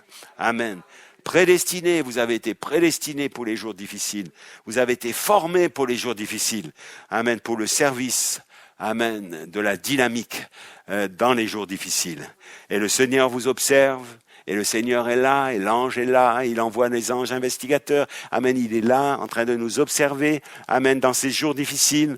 Et alors que, comme Jésus a dit à Nathanaël, avant que Philippe aille te chercher quand tu étais sous l'arbre là-bas, je t'ai observé. Vous vous rappelez ?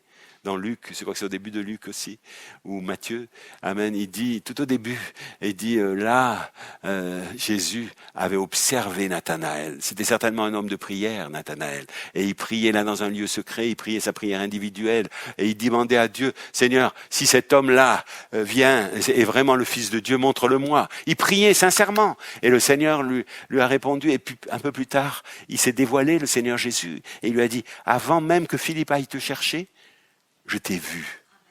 Et aussi, aujourd'hui, le Seigneur devrait nous dire la même chose à chacun de nous. Et nous voulons cela, que le Seigneur nous observe. Seigneur, observe ma vie. Seigneur, je veux que ma vie soit transparente devant toi. Peut-être que mon frère, ma sœur, mon épouse, mon époux ne voient pas toute ma vie. Mais Seigneur, toi, tu vois toute ma vie. Tu vois mes pensées, tu vois mes actions, même les plus secrètes. Tu vois tout, Seigneur. Je veux que tu me vois entièrement transparent. Et je veux que le Seigneur te plaire ainsi. Et cela a plu à Jésus que Nathanaël, et il lui a dit, Nathanaël, voici un juif dans lequel il n'y a point de fraude.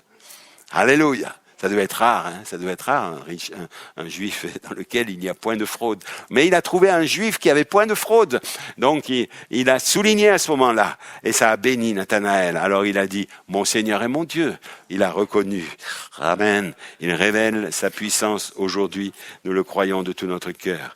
Donc, je vais terminer et, amen, par l'inspiration et, amen. Et je veux beaucoup, insister sur la nécessité que ce message, que beaucoup connaissent par cœur maintenant, qui a été prêché par le prophète, qui a été ensuite vivifié par l'apôtre, que ce message-là, nous ne nous arrêtons pas à ça, que nous ne nous arrêtons pas à la parole écrite, que nous allions jusqu'à l'inspiration pour le moment dont nous en avons besoin, au moment où nous en avons besoin.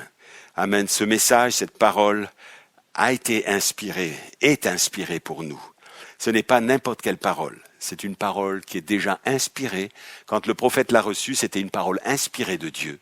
C'est le « ainsi dit le Seigneur ». Et vous vous êtes vous-même, par votre foi, approprié cette parole. Et chacun s'est approprié cette parole. C'est devenu votre parole. C'est devenu votre message. Et il est toujours inspiré pour vous. Maintenant, dans ce message, maintenant, c'est quelque chose de pratique que je vous montre ce matin. C'est pas du super surnaturel, hein. C'est pas du super spirituel. Mais au moment où vous en aurez besoin, au moment où vous allez en avoir besoin, et s'il y a un temps où nous allons avoir besoin de la libération de la dynamique sur nos vies, amen, par des paroles, par une parole inspirée de Dieu, c'est à ce moment-là, attendez-vous. Amen. Attendez-vous que l'ange, la théophanie qui est là près de vous, vous inspire la parole juste qui devra être parlée. Est-ce que vous le croyez ainsi? Amen. Merci Seigneur. La parole doit être inspirée. Amen. Satan a dit, si tu dis ça, si tu cites le psaume 91, alors tu peux monter sur le temple. Jésus répondit, la parole doit être inspirée à l'être humain. Et la parole a une vocation ce matin. À vous être inspiré. C'est là que vous retournez de l'endroit où vous étiez au commencement. Alléluia. Restez dans ce confinement de la parole inspirée. Amen. La parole doit être inspirée à l'être humain pour s'accomplir. La parole n'obéit pas aux démons. La parole, même si c'est une citation texto à la virgule près, bien traduite, amen, elle n'obéira jamais aux démons. La parole n'obéit pas aux démons. Elle dévoile les démons, au contraire. Elle est inspirée à l'homme selon les besoins que l'homme a. Alléluia, merci Seigneur. La parole obéit à la théophanie qui est avec vous. Amen. Même dans le désert, même quand vous êtes seul, même quand le désert le plus brûlant vous le traversez. Amen. La parole obéit à la théophanie. Amen. Qui est en vous. La théophanie, c'est le souffle de Dieu qui vous inspire. Alléluia. Amen. Est-ce que l'Église le croit? Est-ce que vous voulez le vivre? Amen, alléluia, ce qu'il vous faut faire, amen, dans les moments les plus critiques. Amen, et pour terminer, que vous partiez avec ça ce matin. Alléluia, merci Seigneur, c'est plus tôt que d'habitude. Hein? Alléluia, mais il y a eu moins de chants aussi. Amen, mais béni soit le nom du Seigneur. Amen, le Saint-Esprit, écoutez, c'est inspiré, c'est pour ça que je veux vous le dire, je ne veux pas finir sans vous le dire. Dieu lui-même, le Saint-Esprit, nous a placés dans une position inaccessible aux démons. Est-ce que vous pouvez le croire ce matin? Est-ce que vous pouvez que cela soit gravé en vous?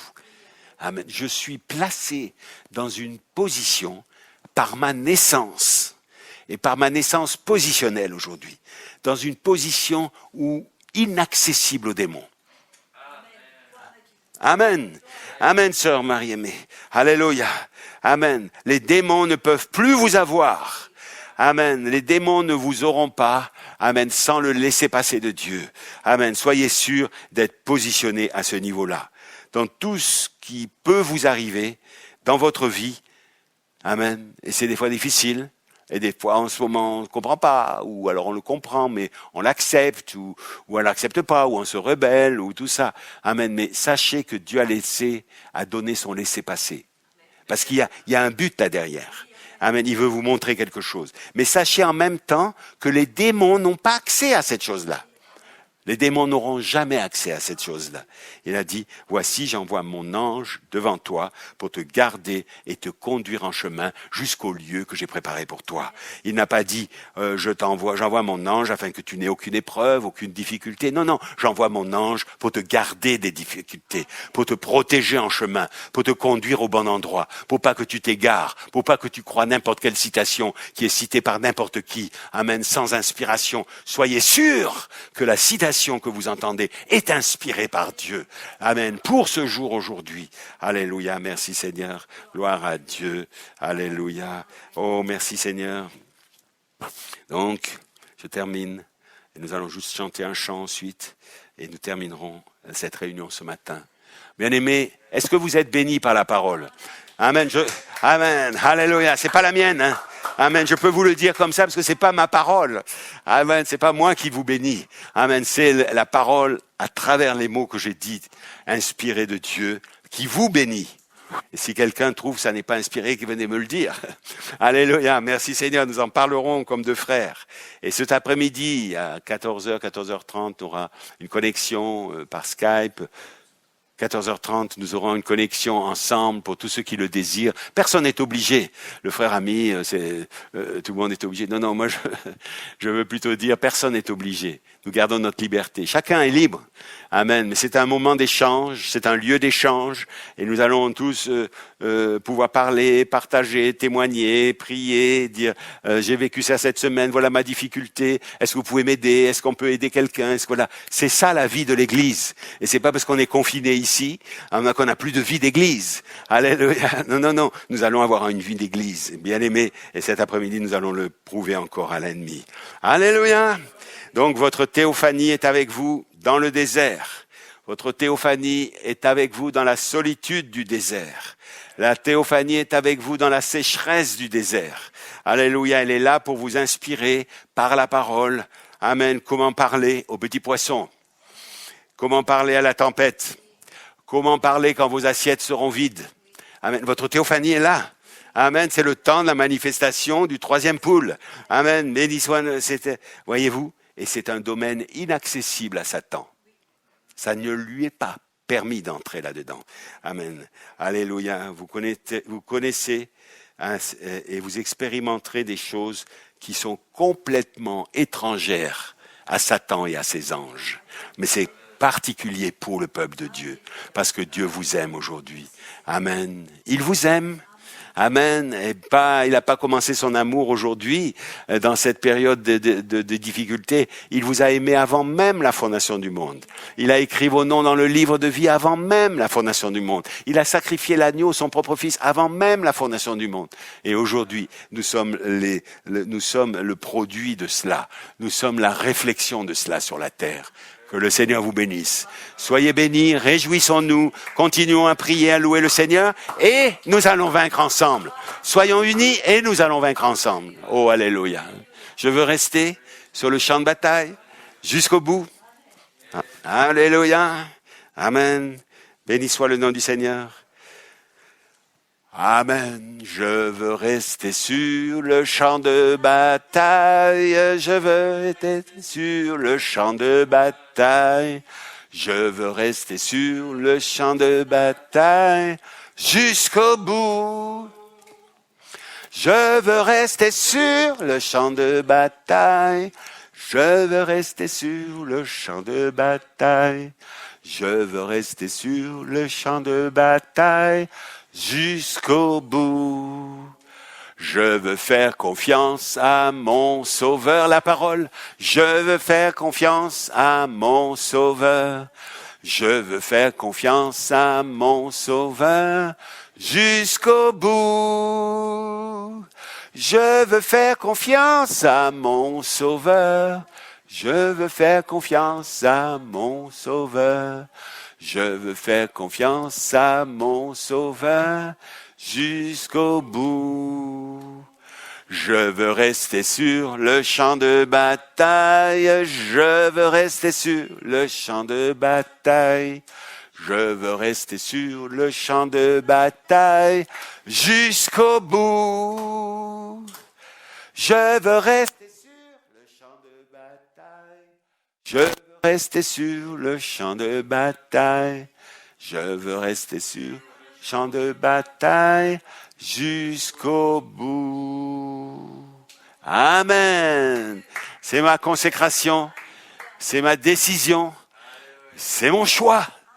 Personne ne me force, mais je veux rester sur le champ de bataille jusqu'au bout. Amen. Seigneur, bénis tes enfants, bénis les frères et sœurs, bénis l'église locale, bénis aussi nos autres frères et sœurs dans le monde. Bénis chacun, au près ou au loin. Seigneur Jésus, quelle que soit sa position ou sa condition aujourd'hui. Amen. S'ils sont dans le livre de vie de l'agneau, Et Seigneur, et ce sont nos frères, et nous irons au même endroit pour l'éternité, et nous partagerons cela. Seigneur, Satan n'a plus rien à voir avec cela. Seigneur, nous avons compris ce matin que nous sommes arrivés dans un lieu qui ne lui est pas accessible, Seigneur. Et c'est là que nous nous tenons ce matin. Bénis les bien-aimés, garde-les dans ceux qui doivent se déplacer, ceux qui doivent aller peut-être encore au travail, d'autres qui resteront confinés. Seigneur, garde chacun, garde notre pays, garde nos frères et sœurs en Suisse, en Italie, en Afrique, dans tous les pays d'Afrique. Seigneur Jésus, tous nos bien-aimés, quel que soit, garde mon frère Fabien Lagen, qui est en Inde, là, parce que son bateau a dû accoster là-bas, c'était le seul pays qui les recevait. Et Seigneur Jésus, garde-le. Et je sais quand il peut, il est connecté aussi avec l'Église et à distance au culte. Seigneur, bénis-le aussi. Bénis mon frère Fabien, bénis sa sœur Fabienne ici à Gardanne. Bénis chacun de nos bien-aimés. Et Seigneur, j'en oublie certainement, mais Seigneur, je peux pas citer tous, mais tu les as tous dans ta main. Mon intelligence est tellement limitée, Père, mais toi, ton intelligence est illimitée. Ton amour est illimité. Ta parole n'a pas de limite et de fin. Seigneur, nous appliquons ton sang sur chacun de tous ceux qui t'appartiennent. Garde-les dans ta main au nom de Jésus-Christ. Amen, amen, amen. Que Dieu vous bénisse.